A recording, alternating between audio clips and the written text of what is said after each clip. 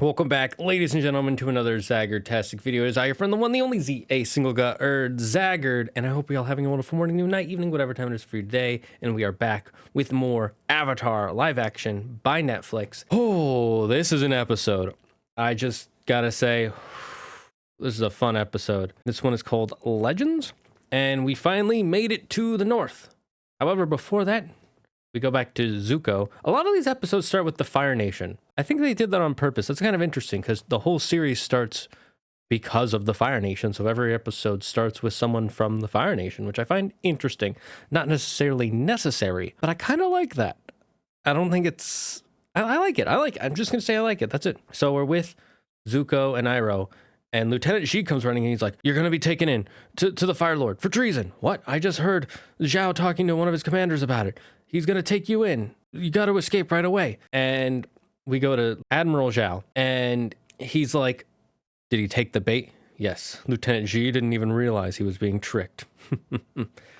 And this time, it's instead of blowing up on the ship directly, it's on his escape boat, and there's a bunch of blasting jelly, and they already immediately figured out it's Zhao. Zhao did that. It was all to trick Zuko to get him on there and get blown up. And of course, we know he's going to survive. Although we don't see him try to stop the explosion. We don't see the explosion directly where he does like a fire shield to block it. I'm probably thinking because it's easier on the CGI then. They can just actually have an explosion, which is cheaper than making a CGI fire around a person. So I'm okay with that. And then we get to Avatar showing up, well, the Avatar, Aang, and the group showing up to the Northern Water Tribe. And they actually give it a name this time. I can't remember the name because this is the only time I've heard it. Even though they say it like 3 times in the episode, I can't remember it. But I'm actually surprised we never got a name for it in the original cartoon. We're getting one now, which I think that's just a good change. It does nothing except for make it feel more real instead of just the Northern Water Tribe. It's a place with a name like Ba Sing Se or Omashu. You know, I think that was a really, really good change. And they show up and they're like, "We are glad to have the Avatar here." And Sokka's immediately staring at Princess Yue, just like he did in the show. But in this time, it's not because he's like attracted to like, "Oh, she's a pretty girl." That's part of it. But he's also like, "Who is she? I recognize her. Why do I recognize her? It's so confusing." And we'll get to that later, just like the show does. And they get to the feast hall and they're talking about like their plans for tomorrow. And Katara, go see Yokota. She's one of our greatest teachers, right? And she finds out that Yokota only teaches healing because women are only supposed to heal. And I kind of like this subtle change they had. In the original show, the only person who's like, "No, only men can fight because only men are strong enough. Women aren't strong enough. Women can't be good enough to fight." The only person who says that is Paku. There's no one else in the entire Northern Water Tribe who's like, "Yeah, I agree with Paku. That is the way." They're just like, the Paku decides it, so we all listen. In the original show, in this one, Yugoda is the one who says it to her. And she's like, "But I want to fight." And she's like, "No, women do not fight. We heal. It is an honored and sacred tradition. Are you trying to mock healing?" And she's like, "No, I'm not trying to mock it." "Well, then you will heal. You will not fight. That is our way." And I like how it's not just Paku. It's literally the entire North thinks this way. It explains why it was so hard for them to change it. And I like that Katara has like a point. She's like, they've been stuck behind this ice wall for so long. They've been frozen in time. Such good wordplay. And it makes sense that she would think that in that moment, because anybody who's clever enough would be like, frozen, ice wall, stuck in time, frozen in time, easy connection. And she's arguing, she's getting all upset about that, but that's later. We see Yue actually doing stuff, and she's actually their spiritual leader too, which makes sense. She has a part of the moon spirit in her, so she would understand spiritual stuff and spiritual guide. And we see she's more of a normal girl when she's not in those special meetings or during the feast. And she's talking to Sokka. And before that, Katara's like, "She's just a girl, just talk to her." And they're talking, it's like, "You are just a girl." And he's like, do I know you from somewhere?" And he's like, so confused. I didn't even put it together at first. When the show explained it to me, that's when I figured it out. And I'm like, oh man, I am slow. I should have noticed that, but it was no big deal. And so then they're like, "Avatar Aang, how will you help us in the battle?" "I suggest we do a straight direct on attack." It's like, well, actually, airbending is more about evading and more defensive. But you're not just an airbender. "Well, yeah, I haven't really practiced the other bendings." So like, you should have practiced. Looks like we can't rely on the Avatar. And I'm like, and that's one of the things that doesn't bug me this whole show. I haven't mentioned it yet. I mentioned it while we're watching it. But by halfway through the series, Aang had already started water bending and practicing and learning with Katara. He was more of a natural, but Katara practiced and studied and therefore got herself ahead of him. by the beginning of season 2 at the very least. And it was bugging me while we were watching that he hadn't studied any waterbending yet. I'm guessing the only reason is they didn't want him to upstage Katara. They wanted Katara to be the waterbender and him to be the airbender. And I don't really know if I like that. I kind of dislike that. I wish he would have started waterbending at least once or twice by now. And he hasn't, and it's really starting to kind of like annoy me. And when they say something about him, I'm like, thank God, at least the show acknowledges that he should be waterbending by now. This whole book is water. It's supposed to be him studying waterbending on top of all the other stuff. I don't know why they took that out of the show. I think this is the one big thing they took out of the show that I think is dumb. I think this is a bad change. I don't think this is a good change. I think this is just not good. Because one of the reasons why Aang changes so much is him studying the discipline of waterbending and how it's different than airbending. It's about attacking.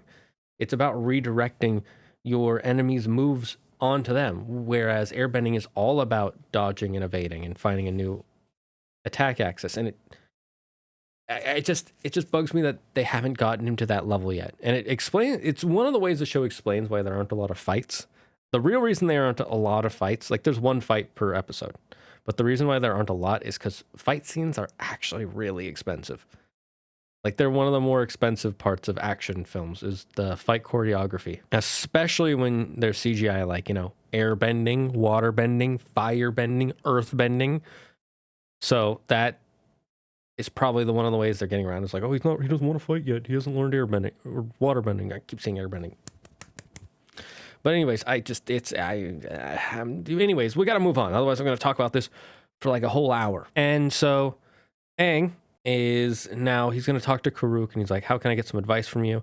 And they add a new layer to Karuk that I don't really like. I like that Karuk didn't try, and that's what caused the failure. But this is an interesting addition to it. And it turns out that he like spent all his time in the spirit world instead of in the human world, and that's why people aren't happy with him. And he was fighting evil spirits in the spirit world, and it affected him physically and spiritually. And he's like, well, you could take over my body and do the avatar state when they fight. It's like, no, I can't do that. Because of how I was affected by the spirits I fought, I could not control the avatar state any more than you could right now. So it would be a waste of energy and potential, and I could hurt more people. He doesn't say all that, but that's what's implied. And I kind of like that change. I don't know how, I like it. It's fine. It's whatever. I'll move on. Otherwise, I'm going to yap about this one thing. And then again, he also, just like Roku and Kiyoshi, both say, or all three of them say, you must stand alone. The avatar must stand alone. You will only hurt those around you. And of course, it makes sense for Kuruk to say that, because Kuruk lost the love of his life from a dark predatory spirit, from Ko, the face stealer. And I think this is again, I like this change. It makes sense that he wouldn't just be like all chill about it. He's like, yeah, you're the avatar, it's whatever. In the original show, when we meet him, he's very chill. And I get he'd be chill, but he would be very like, you have to stand. I get why he's like this, because again, his actions caused the death of his loved wife, or maybe just lover. Maybe they never got married. The point is, it makes a lot of sense in my eyes that he feels this way. I kind of like this addition. He's not just this chill dude. He's this hurt individual. If you lost the one you loved and you tried to save her and could not do anything about it, it would scar you. It would scar you for the rest of your life and afterlife, which this is essentially what this is. So I'm fine with that change. And then while he's meditating, talking to Kuruk, they have Sokka come in, and he starts talking to Yue. Of course, Yue would, the spiritual leader, be the one who guides Aang to the statue of Kuruk. And that's where Sokka and I and the audience, if you didn't figure it out before, realize that the reason he recognizes her, because when he was in the spirit world, he talked to this fox, and she had this pendant on her tail, which is the same pendant Yue has on her head. And she's like, do you have to recombobulate? She was the spirit. And then it turns out that they changed Han, by the way, her betrothed. Instead of him being this jerk butt who's just like, I'm better than everyone, I'm cool, he's actually this really sweet guy, which makes sense. And they were engaged, and then she broke off the engagement and never gave a reason why. And he's not like, oh, I could have gotten all these perks. He's just like, she's allowed to do that. I'm not going to try and control her. Which I think, I think that was Netflix being like, we can't have some jerk asshole be on the good guy team. That has to be on the bad guy team. Like, you just have to, Or it's also, to be fair, it was very cartoony. How he was just like, and she comes with some nice perks. Like, would he really say that out loud? Would anyone be dumb enough to say that within earshot of her father? Remember, he says that in the same room that her father's in. I know people are training, so he's probably not paying attention. But that would be a really risky move, man. That would be like if you're in the middle of a meeting, right, and everybody's talking in the meeting, and you just go to your coworker and go, you know, our boss is the ugliest mother effer in the entire world. There's a chance you could hear that, or someone else hears that and tells your boss. You would not risk that, would you? So I'm kind of glad they changed this, because it was a little cartoony the way he's just like, she's super hot. Anyways, he finds out she was the fox spirit he met, and it makes sense that they say that she, because of the part of the spirit in her, when she's asleep, she can travel in the spirit realm. And that makes complete sense. If you had a part of your spirit in you, you'd be able to travel in the spirit realm. That's why we learn later in Korra that the Avatar is so connected to the spirits, because he has, he, she, them, it, whatever you want to call the Avatar, has a spirit inside of them. They are part spirit. Every Avatar is. That's why they have these amazing gifts to connect to the spirit world and the spirits. And so if the Avatar can connect to the spirit world this way, it makes sense that someone with a part of a spirit could do that too. And you might be upset that it's like, oh, well, she should have the fish spirit. She should look like a fish, not a fox. Well, here's the first thing. The first thing is the moon spirits, the two of them, yin and yang, I believe. No, wait, that wasn't their names. Push and pull. You know what I'm saying. Those two spirits, they took on the appearance of fish when they joined the mortal realm. Who says that's what they looked like originally? Who says they didn't have like some weird shape, like they were like with forearms coming out of their heads and like giant eyes coming out of their like chests right here or something, you know? Who says they didn't look super freaky and weird and then saw fish and were like, I will take that form when I become whatever. Plus, it's not like she herself is the moon spirit. She is still herself with a part of the moon spirit. So in her dreams, she sees herself as a fox, maybe. I mean, if they change the spirits in the next episode, then maybe I'll be a little annoyed, but I'm okay with it. For her being a fox, totally fine with it. She is not the moon spirit. She just has a part of the moon spirit. And again, I like that she can travel in the spirit realm when she's sleeping. It's part of how she became a spiritual leader. I think it's really smart. I think it was really well done and it makes sense. And then immediately she's like, oh, the reason I broke up with him is he's nice, but he's not the boy of my dreams. And then she kisses Sokka. That was a bit rushed. That was a bit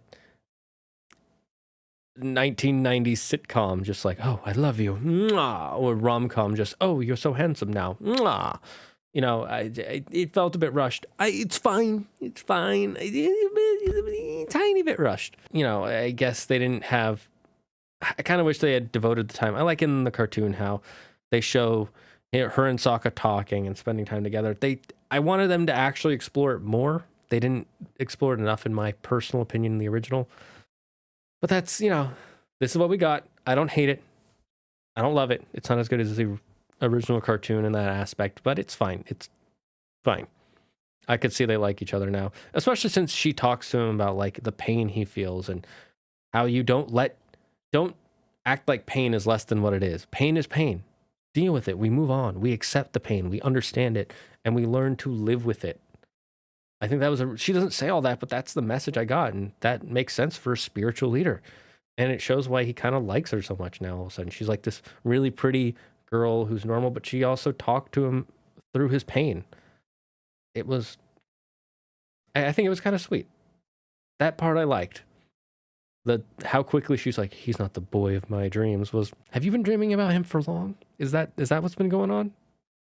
I'm confused, but continue with what you are doing. Continue with your cohabitating, I guess.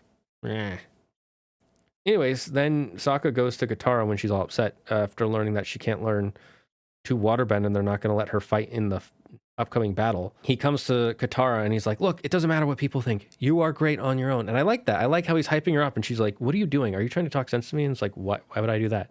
No, I'm trying to encourage you. Do what is best. In other words, kick his ass, as he says.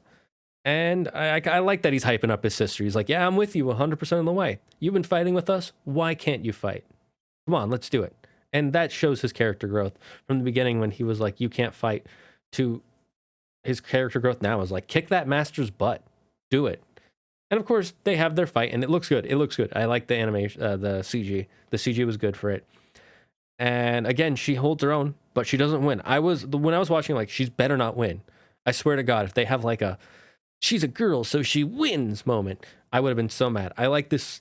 This is how they did it in the cartoon. This is how they did it in this version. I'm so glad they did it where she fights him. She holds her own, but he still ultimately just beats her. And the way he did it was mostly like the show where he has the ice spikes come down. But in the original one, they just come down and they perfectly land around her, which is like, whoa, that's insane. I like this version where they come down and then he like pulls them together. So it pulls her in even more. And she's like stuck. Like in the original one, she was stuck. But seeing it visually with a real person, like her arms stuck up here, like, it clicked in my head. I liked it. I think that was good. And they even say afterwards, like, you're an amazing waterbender, but you're still not going to let me fight. No, I will not. I like that he doesn't just change his mind. Not yet, at least. And it looks like he might change his mind after all the students come up. It's like, how did you do that? Whoa, those are so cool moves. Can you teach me? And she's like, and like all these people are praising her. And now he sees his students talking about how great she was, not how great he was, not berating her, but encouraging her, asking her for advice. And he like has a brief moment of pause, like, And I think that changing his mind is a little bit better and a lot less clunky than the whole, my grandma was going to marry you, but she didn't want to have to live by your traditions. Why? She's not a waterbender. Were there other traditions that she had to live by that she didn't end up living by in the South Pole? I'm so confused. Like they say it's like, oh, because their culture was so sexist in the North and it was better in the South. But again, she's not a waterbender. Did she fight in the South Pole in her younger days? Like, it feels a little clunky when you think about it. Like, why? Right? Like, I know that changes his opinion because the woman he loved, her granddaughter's an amazing waterbender, and he never thought a woman could be amazing. It works in the cartoon, just a little too clunky in my opinion in live action. So I'm glad they changed that. I'm really glad. And I think, I like the subtle, like, maybe I'm wrong. Like him not immediately accepting it, but him thinking about it, giving us time to show that he'll think about it. And then we go back to Zuko after he got blown up, and, it's the Iroh scene where he's like, where Zhao has to pretend like, oh, who could have done this? Rah! And he's like, I know who did this. In the original one, he says the pirates. In this one, he says it's Ozai, which I get both. It's for deflecting. Without the pirates, it does feel a little clunky. Like he would just blame the Fire Lord, but I guess the Fire Lord kind of lets him do what he wants. So who knows? It's fine. It's a fine scene. And of course, we get Iroh talking to Zuko, and he's like, what is your plan? What is my plan? My plan is to capture the Avatar. My plan is to get back home. My plan is to become the crown prince. My plan is the same as it always been. So no plan then? I'm working on it, uncle. I like the way he did that. That scene was acted very well, where he's like yelling at him, and I was just like, so no plan? He goes, I'm working on it. Like an upset teenager would. I liked it. I think I liked this episode. Yeah. For the most part, I think I liked it. This was a fun episode. The bending in it was fun to watch. They got to show more of how other people in Northern Water Tribe view the whole not letting women fight, not just Paku.